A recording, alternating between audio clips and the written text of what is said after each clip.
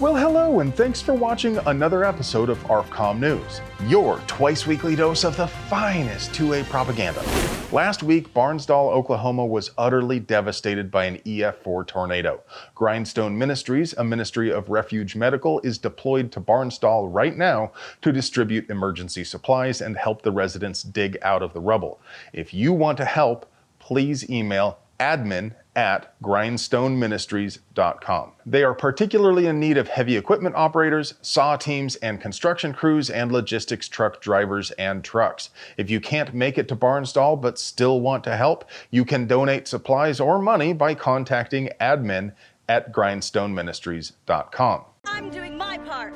I'm doing my part. But it would be impossible for us to produce quality 2A propaganda without sponsors, so let's pay some bills.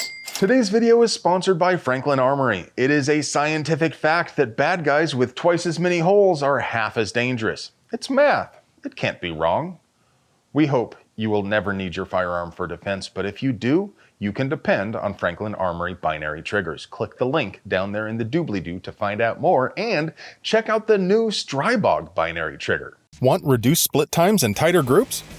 With a Franklin Armory binary firing system, you can improve these important shooting metrics and more. Visit franklinarmory.com and gain the selectable option to fire on both the pull and release trigger functions of your semi-automatic firearm today. And by TNVC.com, the new Mars LC 2000 meter laser rangefinder is in stock and ready to ship. It's compact and packed with features including a built-in ballistic computer, Bluetooth, and a red aiming laser, as well as an IR ranging laser, which cannot be detected by most night vision devices. Check out TNVC.com for all the details. Our friends over there at our sister company, Brownells, ran the numbers on the 9,155 shells being fired by the Ukrainians every day, and it turns out that's enough gunpowder for more than 33 million 223 rounds every single day. Now, of course, it's not the same propellant used in both 223 and 155mm howitzer rounds, but they do use the same materials to make the propellant. Makes you wonder how long we can keep pace with that level of demand. I'm not trying to kick off another panic buy. I don't want that, and you don't want that. And Ringo here definitely doesn't want that. So how do we avoid another ammo panic? Buy just a few boxes of ammo every payday, and it won't be long before you have a big enough ammo fort to last through temporary shortages. I'll bet you folks didn't have high ammo stocks on your bingo card for what the control freaks want to ban next. Did y'all see this twit floating around where Maryland Senator Ben Cardin said we need to ban high ammo stocks? He was immediately fact-checked, and then he deleted his post, of course. I guess maybe high ammo stocks aren't as bad as he thought they were at first?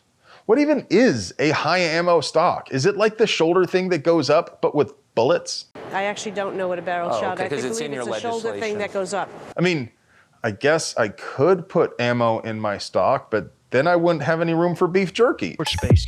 Better get Magpul. And what the hell is high ammo? Maybe that's what Cardin was smoking when he posted. It should come as no surprise to you to find out the federal government spies on us and hands off that intelligence to local agencies so they can violate our rights. It's illegal and it's wrong. I've told you countless stories about people who got jammed up in an authoritarian hellhole like New York or New Jersey simply for making guns at home, and the question always left hanging in the air is, how did the cops even know? We all knew there was some sort of spying going on, but now they've actually come out and said so out loud. In an article on SILive.com, Sergeant Rashawn Vaughn of the DHS Investigations Financial Crimes Task Force admitted, "We just basically track internet purchases from eBay, PayPal, Amazon, different various online companies. We get a list every other month, backdated a month, with people purchasing components that could possibly create a ghost gun, like the rails, the 3D printer." Now, what wasn't clear from the article is whether Sergeant Vaughn works for the DHS or is a local assigned to the task force. I suspect he's employed by the NYPD because a lazy Google search turned up this personnel record, which indicates someone of the same name and rank has completed their LGBTQIA+ diversity and inclusion training at the end of February this year. He was also disciplined for hanging out with criminals. I wonder if he got that for rubbing shoulders with ATF agents. In any case, it's pretty clear that DHS is feeding intelligence about gun-related purchases to local police. What's even more wild is apparently judges are signing off on search warrants based on information gathered from mass surveillance. That can't be legal, can it? That's not even really the spiciest part for me. This incriminating quote I just told you was censored from the SI Live article. You can see it on the archived link down there in the doobly-doo, but the current version of the article was sanitized of any mention of mass surveillance. To be crystal clear, they did not rewrite or issue a correction. They simply cut out the evidence.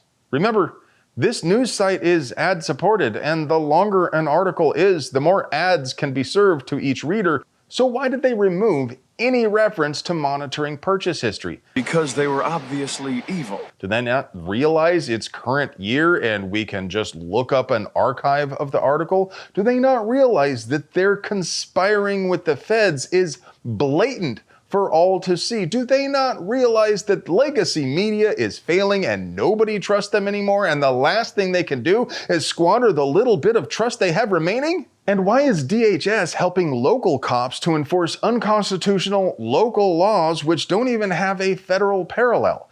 And why is DHS spying on us wholesale without a warrant? And why are they compiling lists of people who buy perfectly legal items? And why didn't people like Waterworld? I enjoyed it. So Charles Cotton, the new NRA president, zooms around on private jets just like the old NRA president.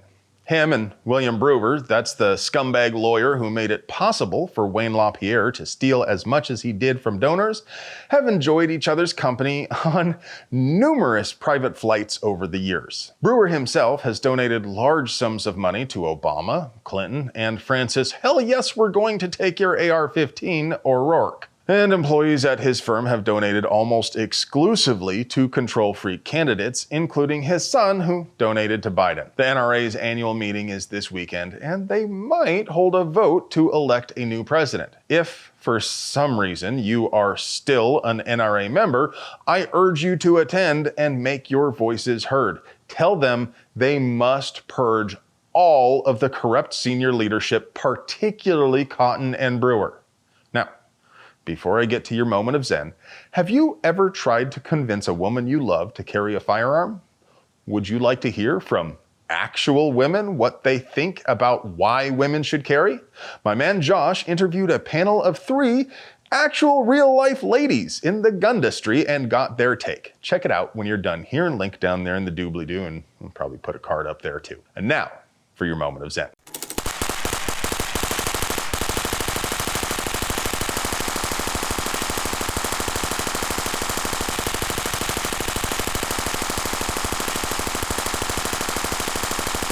Hey friend, do you like pews and other pew-related things? Would you like to help us keep delivering you pure uncut American pew-paganda at the low, low price of free $9.99? We literally couldn't pay the bills without our sponsors, so do us a solid and get yourself something nice from them. You deserve it.